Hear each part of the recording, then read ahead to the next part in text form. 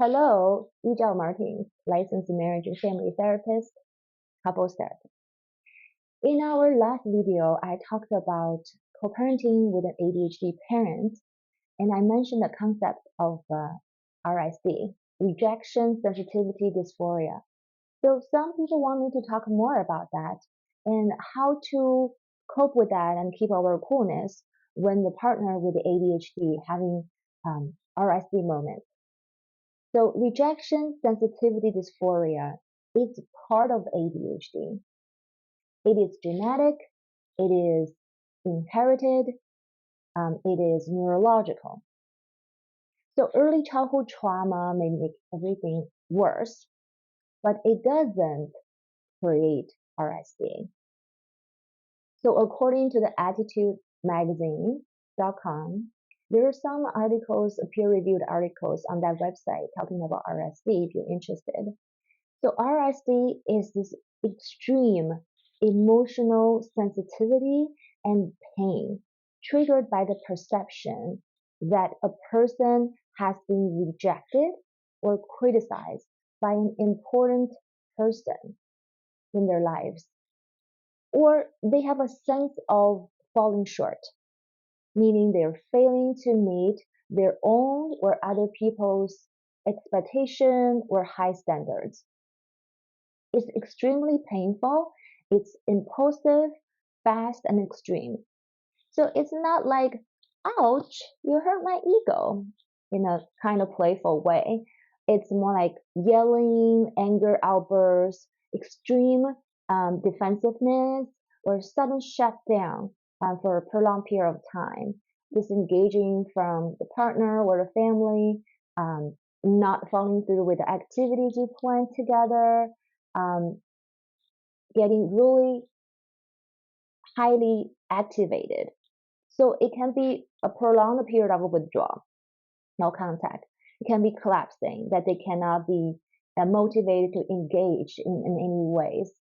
Or it can be they're resorting to unhealthy or maladaptive ways of coping with their stress.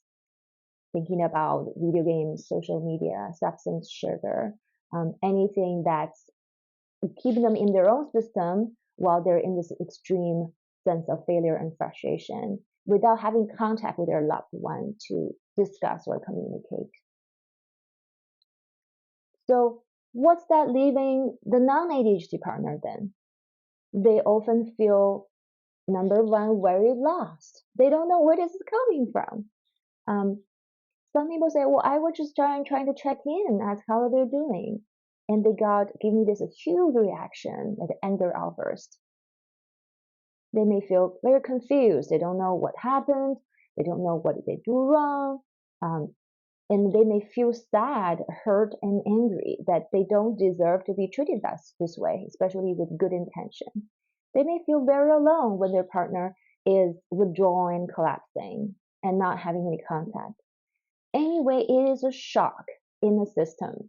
Your heart rate may be going up, and you can feel physically shaken. It's a whole mix of emotions inside of you that you don't even know what's the source of that. Some partner without ADHD tells me that they feel gaslighted. That one example they use is, while I was just trying to be kind and check in with my partner and inquire what's going on, how's everything. And then they got so defensive, and they decided I was seeing them in a bad light. The checking in is more criticizing them for not doing good enough, not being good enough, not living up to my standard. So the term gaslight has become very popular nowadays. It comes from a movie, Gaslight. In the movie, the husband was creating some scene to make the wife feel that she's crazy, that she started to have reality checking issues. Okay? So that's ill-intended, manipulative, and thus this gaslight term has a negative connotation to it. I will be very careful to use it with your intimate partner. Assuming your partner has ill intention to hurt you, it's different from perceiving you're being hurt. Do you notice the difference? So when you have this negative view of your partner, or when your relationship struggles to this point that you have such a negative view about your partner and assume every intention they have are bad, it's time to seek help, to talk to a counselor, because this really feeds in the vicious cycle between the two of you. It's never helpful to pathologizing our partner or to criticize them or think that they having bad, ill intention all the time. It doesn't help your relationship, right? So what should you do instead? I'm hearing the non-ADHD partner in this case is really trying to say, I am confused. I do not know where this reaction come from in you. That was not my intention. I feel sad and hurt that you see me in this light, and I want revenge by saying you have ill intention as well to protect myself. This is a moment that you are being tested, both of you. And knowing the ADHD brain is very impulsive and very fast, can go from A to B very quickly, that your brain is different.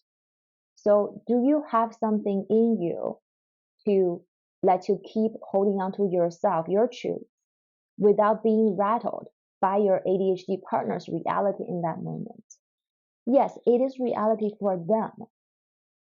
It is their perception that you are criticizing them, you're rejecting them. This may not be your intention. There's a disconnection from the intention and how it's being received.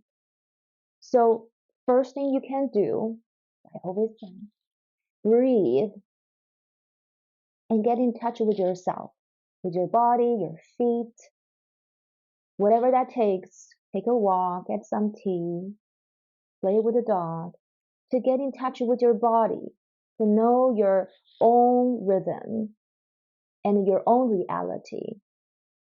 You can go back and reflect on, did I have any intention to criticize, to blame, to reject? It may be true, a little bit, maybe not. You're the only person can be honest with yourself. And if it's not, you don't have any intention to criticize or to reject your partner, then acknowledge that reality to yourself by saying, that is not my intention. That's their perception. And this is not about me. This is not about me. Their brain is structured in that way that they have this huge reaction, and that's very sad for them. But this is not about me. And then wait for the storm to pass. The good things about the ADHD brain is it's rapid, it's impulsive, it's fast, and they forget about the hurt very quickly as well. They get distracted by something else.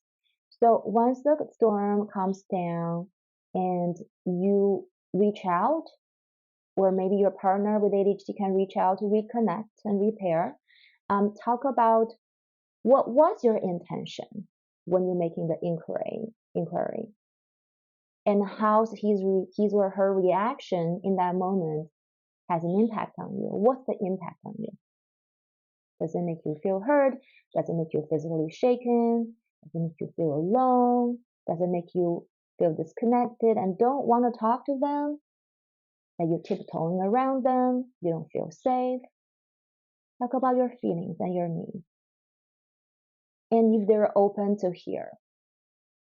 If they're not, you may have to find someone, a counselor, to help you with that process. That your dynamic might be so ingrained and there may be so much relationship trauma already that you need someone to help you to analyze and disentangle that, to help each of you calm down and reconnect. So that is the repair process. I will talk more about repair and the process, the protocol, and how does it work, all the elements in that for you and your partner with ADHD in the next video. See you next time. Bye.